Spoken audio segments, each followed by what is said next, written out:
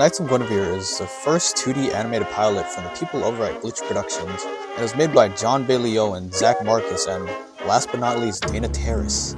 You must have already seen it at this point, right? If you haven't, then what the hell, man? I didn't see it. Well, are you gonna? No, I'm... If you are well-adjusted and aren't evaporated, then you might already know that this is one of, if not the most diabolical Disney diss tracks to ever grace the face of the free world.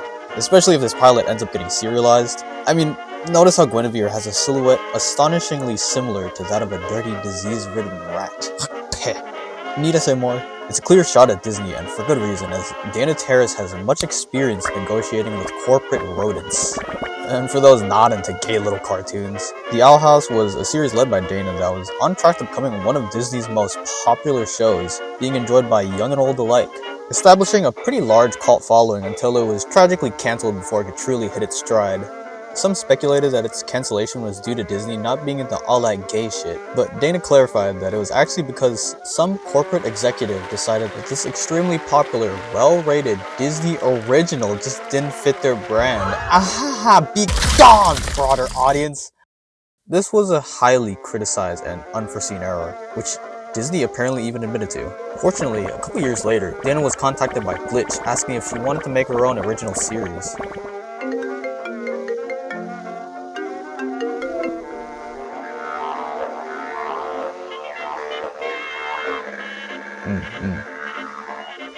Amen. And next thing you know, we got the pilot for Knights of Guinevere, rocking a shiny new production team and a lot less corporate incompetence. It somehow has an even more concentrated form of Dana Terrace's style, with some refreshing edge to it. It's amazing. Might need a little more frames here and there, and maybe a bit more weight with some character acting. Here's my resume, but otherwise a fucking great pilot. It's a firm spanking for Disney, but in my opinion, this spanking can be applied more broadly. The world building in Knights of Guinevere has so much to say other than fuck Disney, as it carries most of the common motifs of an overly corporatized society, with the unending smokestacks, visible pollution, and a dying and divided population. Yeah, put those crocs into sports mode, because today I'm going to be going over some of the concerning similarities between the world of Knights of Guinevere and our own, as greedy megacorporations like Disney, Blackrock, Google, and many more oversized companies control 90% of media, the internet, and everyday life.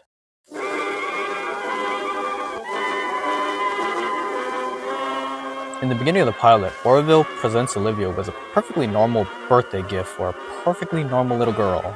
It's the parks, ominously floating above the surface of the planet. It's definitely a great privilege, but also a heavy burden for such a young child. Olivia graciously accepts the gift, but I think that these gifts are just the usual stand-in for the one thing she desperately needs more than anything: therapy. Glimpsing into the future, we could see Olivia in her old age displaying somehow even more infantile behavior than when she was a stone-faced child. Notice the same horns motif from then and now on the back of the headboard, which is pretty fitting considering how she managed to warp the original vision of the parks into something somehow even more sinister than what it already was. And oftentimes losing the original idea of the business comes easily, especially when passing it down to someone who didn't have to experience any of the hardship of cultivating it. In other words, they're basically an incompetent nepo baby, and to be frank, they probably don't give a fuck about the end product. This is something Dana must be unfortunately experienced with, as the Owl House was cancelled for the same type of corporate incompetence. Rich executives who don't know shit about modern cartoons, animation, or anything about the original idea of Disney should have absolutely nothing to do with what gets cancelled. If the series is popular, then it should stay. Simple as that.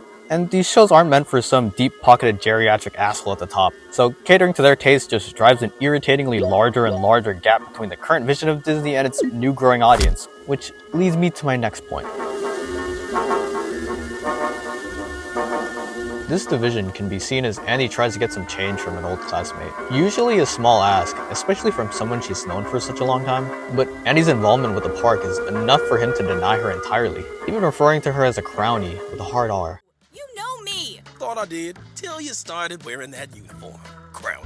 Although she dismisses the idea that she even had any choice in the matter, she's at least a little aware of the devastation the park's ever-growing influence is doing to their society.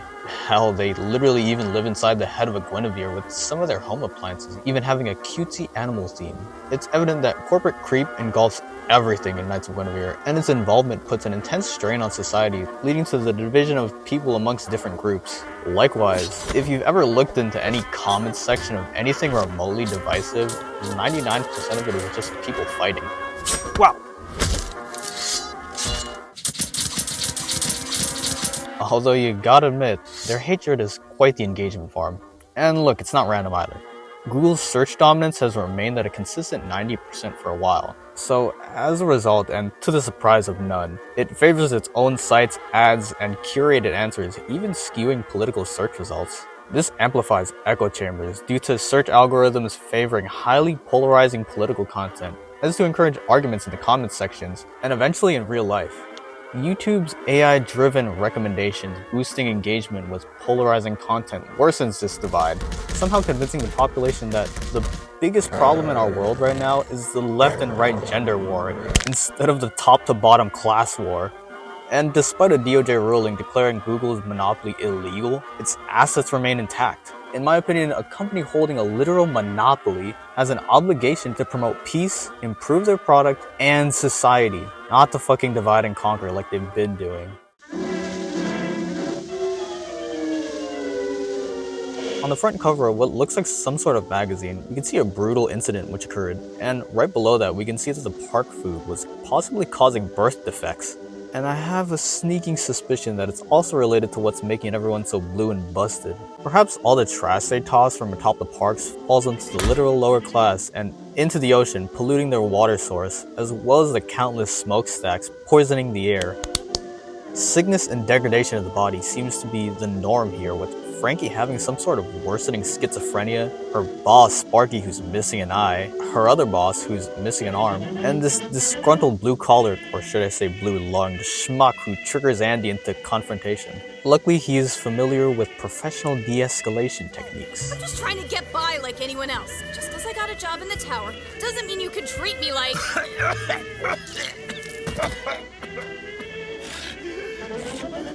Sorry. Judging from Andy's reaction here, it seems she is more familiar with the effects of the park than she's previously shown. The parks clearly cause degradation of the population and environment, which almost perfectly mirrors corporate giants like United Health and Blackrock, who continue to wreck both the people's health and the planet. United Health's profit-driven healthcare system used AI to deny and slow down claims, leaving patients with worsening conditions, with low income and minority groups facing higher denial rates. Mario, where's the other... Oh!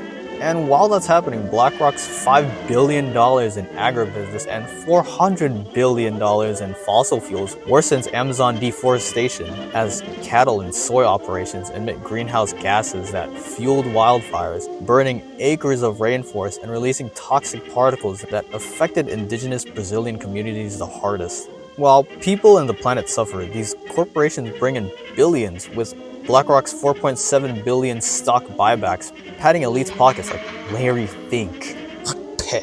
Showing how corporate greed sacrifices both human health and the environment.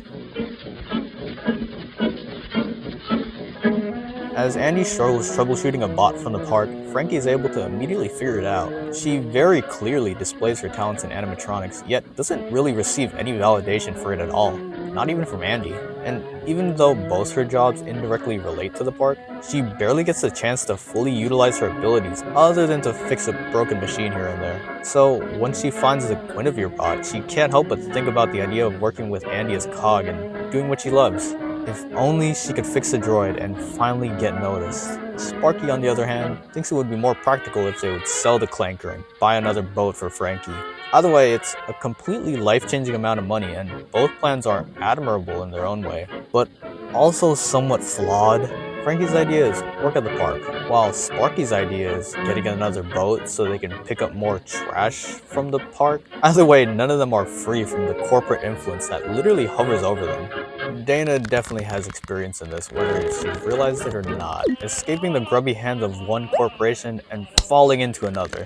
Yes, there's less restrictions, especially with the studio she's working with, but it's impossible to deny the slow decay of YouTube.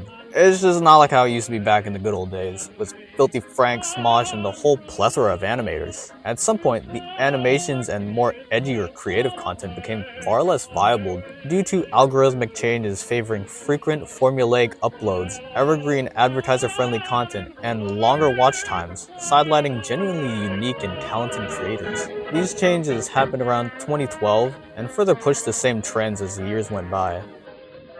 Maybe the world really did end in 2012. Even more unfortunate is that there's no other video-based platform that values long-form content and pays enough to sustain such a large number of creators, basically making YouTube a monopoly company. And what does a company do once they have absolutely no competition? And shitification.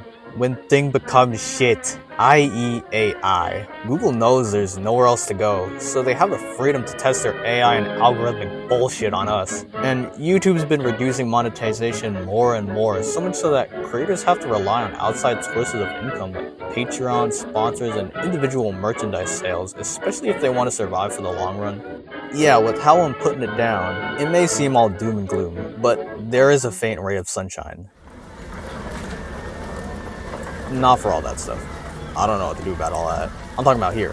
And I believe it's in indie animation and unique individual creators.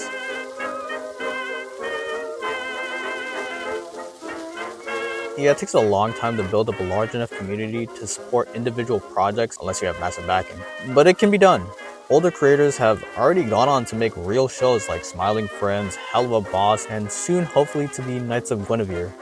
YouTubers, I hate that word. YouTubers have been battling against unfair demonetization, strikes, biased results, slop, and etc. for so long, and it isn't a perfect system, but comparatively, it still has much less restrictions due to the huge diversity in content the platform has to support. And that's keyword, support. Yeah, that word's for you. That's your call to action. Support smaller creators by liking, commenting, subscribing, and yeah, fucking buy a shirt or something. I know it's a bit of a cringe to hear people say that, but honestly it really helps people out. And when YouTube, or as a matter of fact when any mega corporation eventually starts acting up again, complain very loudly. Make videos, spread awareness, and be creative. After all, we are the only species able to experience creativity at such a level, so don't let any giant corporate entity take that away from you. Regardless, I had a lot to say here, and I can keep going on about corporate greed for at least another hour, but I won't. You're welcome. If this video has barely any views, it's because I've been silenced. And if you don't hear back from me in a couple of months, it's because the birds were listening to me talking mad shit about our corporate overlords. And so my body is probably already room temperature at this point. Anyways, it's been me, Fluke. Yeah, I'll see you later.